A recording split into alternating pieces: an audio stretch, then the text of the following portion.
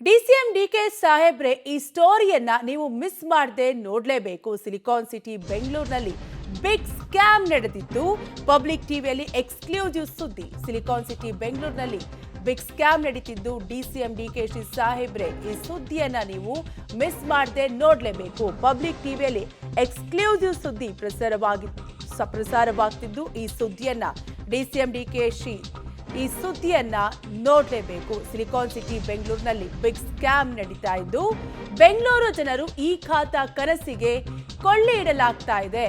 ಡಿಕೆಶಿ ಕನಸಿನ ಕೂಸಿಗೆ ಜಿಬಿಎ ಅಧಿಕಾರಿಗಳೇ ವಿಲ್ಲನ್ ಆಗ್ತಿದ್ದಾರೆ. ಈ ಖಾತಾ ಗೋಲ್ಮಾಲ್ ಜಿಬಿಎ ಅಧಿಕಾರಿಗಳ ನೌಟಂಕಿ ಆಟ ಆಡ್ತಾ ಇದ್ದು ಸಾವಿರಾರು ಈ ಖಾತಾ ಅರ್ಜಿಗಳನ್ನ ಉದ್ದೇಶಪೂರ್ವಕವಾಗಿಯೇ ಜಿಬಿಎ ಅಧಿಕಾರಿಗಳು ರಿಜೆಕ್ಟ್ ಮಾಡ್ತಿದ್ದಾರೆ.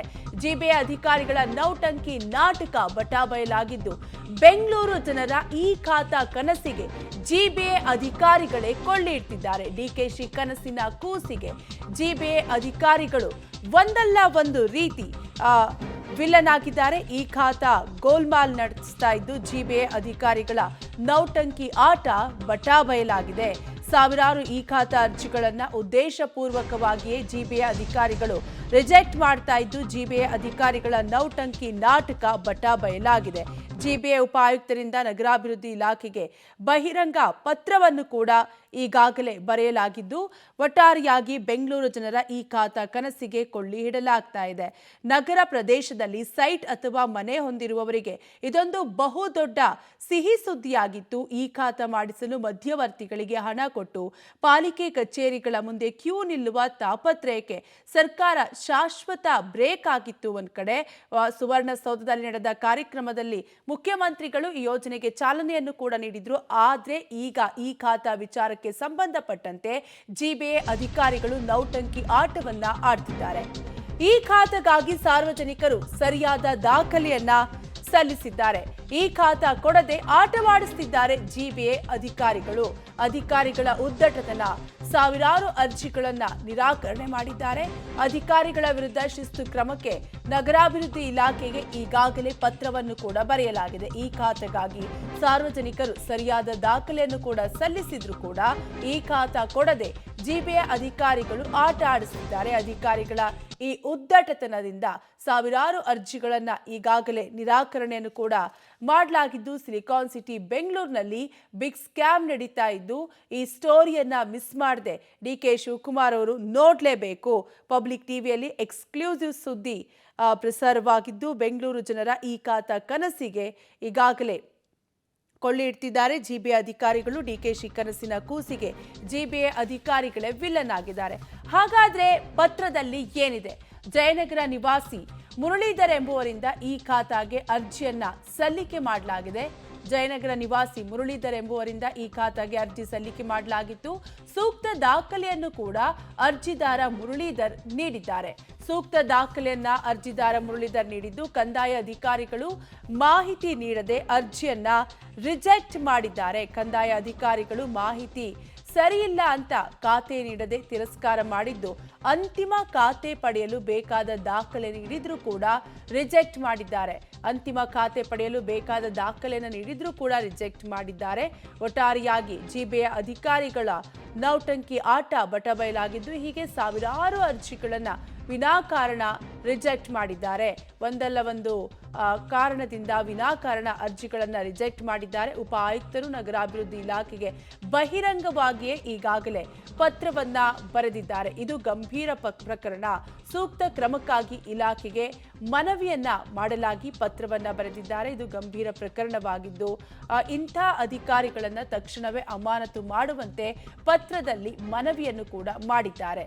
ಅಧಿಕಾರಿಗಳನ್ನ ತಕ್ಷಣವೇ ಅಮಾನತು ಮಾಡಬೇಕಂತ ಪತ್ರದಲ್ಲಿ ಉಲ್ಲೇಖವನ್ನ ಮಾಡಿದ್ದು ಮನವಿಯನ್ನು ಕೂಡ ಮಾಡಿದ್ದಾರೆ. ಜಯನಗರ ನಿವಾಸಿ ಮುರಳೀಧರ್ ಎಂಬುವರಿಂದ ಈ ಖಾತಾಗೆ ಅರ್ಜಿ ಸಲ್ಲಿಕೆ ಮಾಡಲಾಗಿದೆ. ಆದರೆ ಸೂಕ್ತ ದಾಖಲೆಗಳನ್ನ ನೀಡಿದ್ದಾರೆ ಅರ್ಜಿದಾರ ಮುರಳೀಧರ್. ಕಂದಾಯ ಅಧಿಕಾರಿಗಳು ಮಾಹಿತಿ ಸರಿಯಿಲ್ಲ ಅಂತ ಖಾತೆ ನೀಡದೆ ಅರ್ಜಿಯನ್ನ ತಿರಸ್ಕಾರ ಮಾಡಿದ್ದಾರೆ. ಅಂತಿಮ ಖಾತೆ ಪಡೆಯಲು ಬೇಕಾದ ದಾಖಲೆ ನೀಡಿದ್ರೂ ಕೂಡ ರಿಜೆಕ್ಟ್ ಮಾಡಿದ್ದು ಹೀಗೆ ಸಾವಿರಾರು ಅರ್ಜಿಗಳನ್ನ ವಿನಾಕಾರಣ ರಿಜೆಕ್ಟ್ ಮಾಡಿದ್ದಾರೆ ಜಿಬಿಎ ಅಧಿಕಾರಿಗಳು.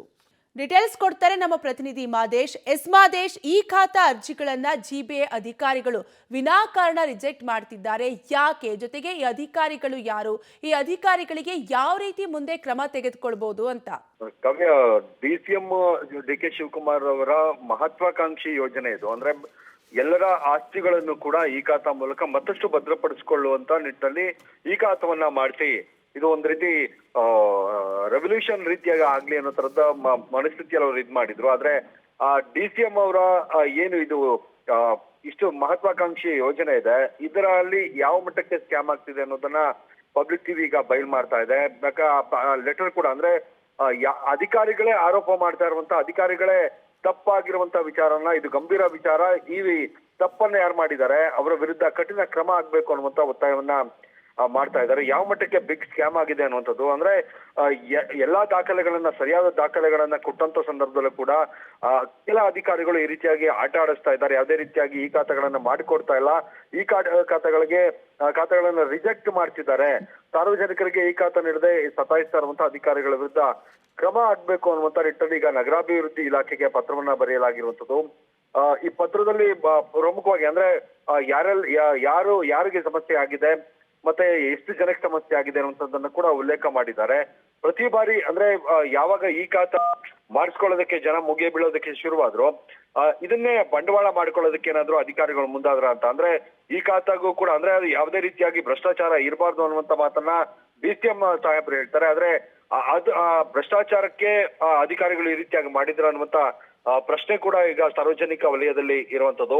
ಯಾಕಂದ್ರೆ ಈ ಖಾತವನ್ನ ಮಾಡಿಕೊಡ್ಬೇಕು, ಯಾವುದೇ ರೀತಿಯಾಗಿ ಸಮಸ್ಯೆ ಮಾಡಬಾರ್ದು ಅನ್ನುವಂತ ಎಚ್ಚರಿಕೆಯನ್ನ DCM ಅವ್ರು ಕೊಟ್ಟಿದ್ರು. ಆದ್ರೂ ಕೂಡ ಅದನ್ನ ಪಾಲನೆ ಮಾಡುವಂತ ನಿಟ್ಟಿನಲ್ಲಿ ಫೇಲ್ ಆಗಿದ್ದಾರೆ ಅಧಿಕಾರಿಗಳು ಅನ್ನೋದು ಇಲ್ಲಿ ಸ್ಪಷ್ಟವಾಗಿ ಗೊತ್ತಾಗ್ತಾ ಇದೆ. ಸಾರ್ವಜನಿಕರಿಗೆ ಈ ಖಾತವನ್ನ ನೀಡದೆ ಸತಾಯಿಸ್ತಾ ಇರುವಂತ ಅಧಿಕಾರಿಗಳ ವಿರುದ್ಧವಾಗಿ ಕಠಿಣವಾದಂತ ಕ್ರಮ ಆಗ್ಬೇಕು ಅಂತ ನಗರಾಭಿವೃದ್ಧಿ ಇಲಾಖೆಗೆ ಪತ್ರವನ್ನ ಬರೆಯಲಾಗಿರುವಂತದ್ದು. ಬೊಮ್ಮನಹಳ್ಳಿ ವಲಯ ಉಪ ಆಯುಕ್ತ ಹಾಗೆ BTM ಲೇಔಟ್ ಕಂದಾಯ ಅಧಿಕಾರಿ ಇವರ ವಿರುದ್ಧ ಅಂದ್ರೆ ಅವರನ್ನ ಮೆನ್ಷನ್ ಮಾಡಿ ಇವರ ವಿರುದ್ಧವಾಗಿ ಕಠಿಣವಾದಂತಹ ಕ್ರಮ ಆಗ್ಬೇಕು, ಶಿಸ್ತು ಕ್ರಮವನ್ನ ತೆಗೆದುಕೊಳ್ಬೇಕು ಅಂತ ಉಪ ಆಯುಕ್ತರು ನಗರಾಭಿವೃದ್ಧಿ ಇಲಾಖೆಗೆ ಪತ್ರವನ್ನ ಬರೆದಿರುವಂತದ್ದು. ಕಾವ್ಯ, ಥ್ಯಾಂಕ್ ಯು ಮಾದೇಶ್ ಡೀಟೇಲ್ಸ್ಗಾಗಿ.